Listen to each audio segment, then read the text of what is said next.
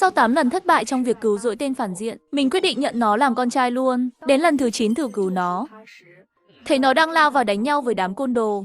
Mình xông tới túm ngay lỗ tai nó. Thi vật lý được 8 điểm.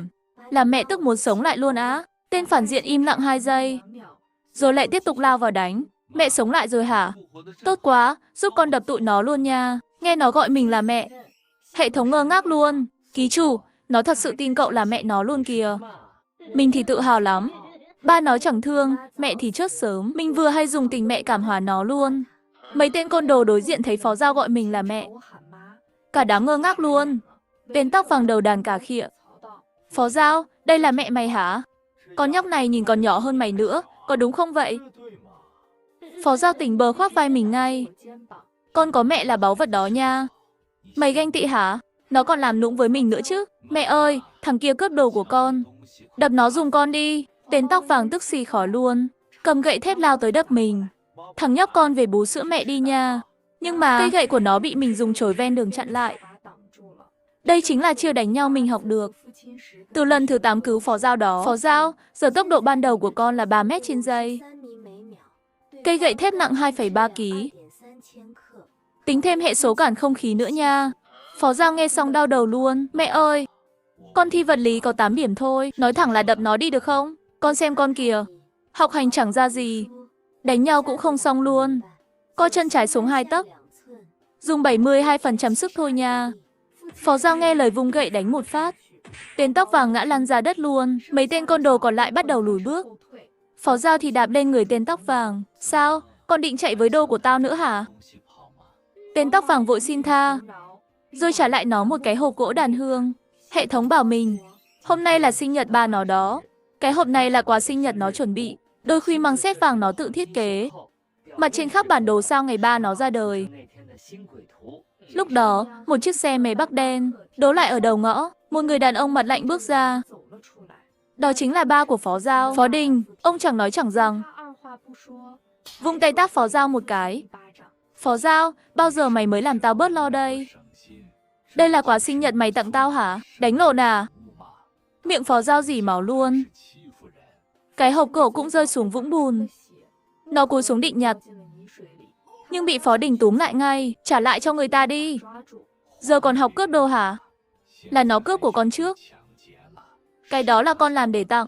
Chưa nói hết câu, Phó Đình lại tát nó thêm cái nữa. Con dám cãi nữa hả? Hệ thống đột nhiên báo động. Ký chủ, chỉ số đen hóa của Phó Giao đang tăng vọt. Mình nghe xong hoảng luôn. Cao to, Phó Đình. Đây là quà sinh nhật thằng bé bận cả tuần. Chuẩn bị cho ông đó. Không tin thì hỏi thằng tóc vàng dưới đất xem. Phó Giao ngạc nhiên nhìn mình. Cô là ai vậy? Ba, để con giới thiệu. Đây là mẹ con đó. Nghe vậy, Phó Đình ngớ người luôn. Ủa, mày nói gì vậy? Phó Giao thì cười tê tét. Ba nghe không lầm đâu. Cô ấy là mẹ con thật đó. Dù sao mấy bà ba dẫn về, con cũng gọi là mẹ hết rồi. Thêm một bớt một thì có sao đâu chứ. Phó Đình tức đến định đánh nó tiếp, nhưng bị mình chặn lại ngay. Ông ta mỉa mai mình. Con nhóc giờ vì muốn leo cao. Thật là cái gì cũng dám làm ha. Phó Giao tưởng trò này là vào được nhà họ Phó hả? Mình nghe xong cười khẩy. Phó Đình, ông mơ đẹp quá ha. Tôi về đây để làm mẹ thằng con tôi, chứ không phải làm vợ ông đâu nha. Vả lại, hồi đó nếu không có nhà họ Hứa nhà tôi, ông có được ngày hôm nay không hả? Phó Đình ngẩn tò te luôn. Sao cô biết chuyện nhà họ Hứa vậy? Với lại giọng điệu cô nói sao giống Hứa Thanh Hà vậy? Tôi biết chứ. Vì hệ thống kể hết chuyện của Hứa Thanh Hà cho tôi rồi mà. Phó Đình, vết sẹo trên tay phải ông đó là hồi đó ông cố tình làm bỏng, để ba mẹ tôi tin ông thật lòng đó. Ngày cưới ông còn nhớ không? Ông đeo nhẫn sai tay luôn. Tôi phải nhắc ông mới biết đó. Mặt Phó Đình càng lúc càng đen.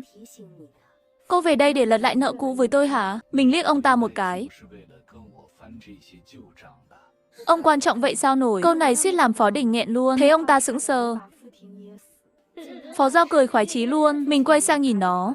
Tôi về vì con trai tôi bị ấm ức đó. Nói xong mình giả bộ khóc luôn. Lúc mang thai nó, tôi nôn đến nước còn không uống nổi. Người sưng phù như biến thành người khác luôn. Ngày sinh nó, Tôi đau hơn chục tiếng trong phòng sinh, suýt thì chót luôn đó. Phó Đình, ông tìm tôi không quan tâm, nhưng đây là thằng con tôi đánh đổi mạng sống mới có được. Nghe vậy, Phó Giao vừa cười giây trước, giờ nước mắt lăn dài luôn. Mình bước tới kéo tay nó. Đi nào, mẹ dẫn con về nhà. Về đến nhà, tiệc sinh nhật đã sẵn sàng rồi.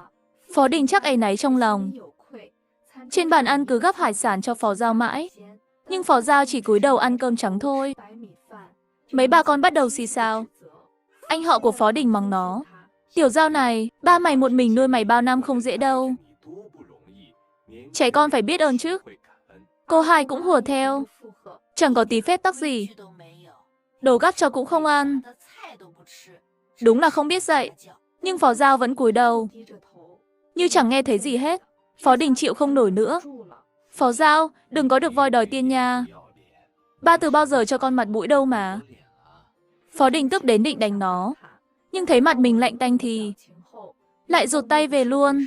Mình cầm bát hải sản đó, đổ lại vào bát Phó Đình. Tiểu thất dị ứng hải sản. Ông làm ba mà không biết hả? Phó Đình nghe xong đờ người, im lặng luôn. Mình quay sang đám bà con. Bình thường chẳng ai quan tâm nó, giờ lại giả bộ làm trưởng bối cái gì chứ? Cô hai lẩm bẩm nhỏ. Ai biết nó yếu ớt vậy đâu. Hải sản cũng không ăn được. Anh họ Phó Đình chỉ tay mắng mình. Con nhóc từ đâu ra vậy? Có tư cách gì xen vào chuyện nhà họ Phó hả? Anh cả, nói gì đi chứ? Nhưng Phó Đình chẳng dám lên tiếng, mình ra lệnh luôn. Phó Đình, tự ông ăn hết bát hải sản đó đi. Thấy ông ta thật sự cúi đầu ăn. Mọi người không ai dám ho hè nữa. Phó Giao ghé sát mình. Mẹ ngầu thật đó nha. Tiệc tối xong xuôi, mình vừa tiễn khách về, đã nghe tiếng Phó Giao đập cốc lạch cạch. Nó cầm mấy tờ bài thi trên tay. Vật lý 8 điểm. 6 môn cộng lại được 211 điểm. Điểm thế này mà cũng đậu 211. Mày cố tình thi vậy hả? Phó Giao thì cúi gằm như cún con bị mắng. Tao tốn cả đống tiền cho mày học thêm. Đến heo cũng đậu được trường ngon rồi đó. Mày có phải ngốc hơn cả heo không hả? Nhìn thằng Giang Hà kia xem. Điều kiện thua mày cả 100 lần. Mà học hành giỏi ghê luôn. Thấy cảnh này, hệ thống hoảng loạn luôn. Giang Hà là nam chính của chuyện đó, cũng là bạn thân nhất của Phó Giao nữa. Nhưng lần nào Phó Đình cũng đem nó ra so với Phó Giao. Cứ thế này mãi, Phó Giao không chỉ mất tự tin, mà còn ghen tị với Giang Hà nữa. Lúc này Phó Giao không chịu nổi, bật khóc luôn. Phó Đình thấy vậy thì bỏ, chuyện còn con thế này mà cũng khóc hả Phó Giao? Mày còn là con trai nữa không vậy hả? Nhưng vừa dứt lời, hệ thống bắt đầu báo động ngay. Ký chủ, chỉ số đen hóa của Phó Giao đang tăng vèo vèo. Thấy chỉ số sắp vượt giới hạn luôn. Mình lao tới ngay. Phó Đình, ông ra ngoài đi, để tôi nói chuyện với con trai tôi chút. Đợi Phó Đình đi rồi, Phó Giao cười buồn bã. Mẹ có mắng con cũng chẳng thay đổi được gì đâu. Con đúng là đồ bỏ đi không cứu nổi mà. Nhưng mình chỉ lau nước mắt cho nó, rồi bắt đầu kể xấu ba nó. Ba con thi bằng lái môn 2 đến 7 lần mà không qua nổi. Đến con chó ở trường lái xe còn lái giỏi hơn đó. Tiếng Anh của ba con cũng tệ kinh khủng. Thi cấp 4 dịch tam tư nhi hậu hành thành. One two thơ gì go luôn đó. Phó Giao không nhịn được, bật cười luôn. Thật hay giả vậy mẹ, ba con dịch cấp 4 mà ngố vậy luôn hả? Mẹ lừa con làm gì? Phó Đình ngoài làm ba con ra, cũng chỉ là một ông chú bình thường thôi. Nên lời ba nói không phải lúc nào cũng đúng đâu nha. Tiểu Giao, con phải hiểu, ba mẹ cũng có những giới hạn và định kiến của riêng mình.